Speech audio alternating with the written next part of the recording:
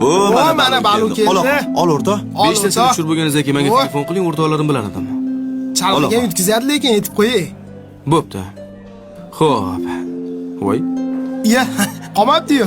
Oling, boshini oling, bosh bo'y yurasiz. Chalg'ish kerak emas edi, og'ayni. Men boshini yemayman-da. Ol shirin bo'ladi. Yo'q-e?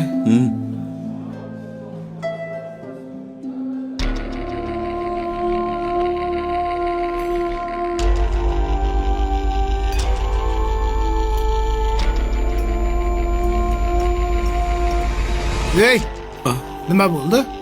Badriddin. Tinchlikmi? Sizlar bemalol yeb turinglar. Men hozir. Hey! Bitta baliga xafa bo'ldimmi hozir? Yeb turur xos kelaman. Hey! Voy, shunda ovqatni, ya? Hey! Menga qara o'rta.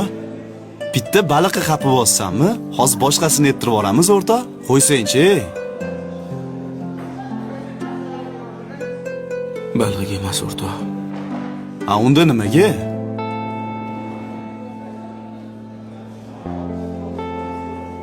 Bolaligimda otam uyga baliq olib kelardilar. Hammamiz talashib, tortishib yurdik. Oxirida bitta bosh qolib ketardi baliqni.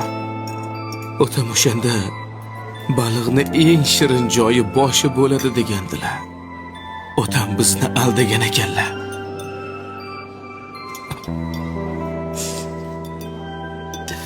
Baliqni boshida go'sht bo'lmas ekan, o'rtoq.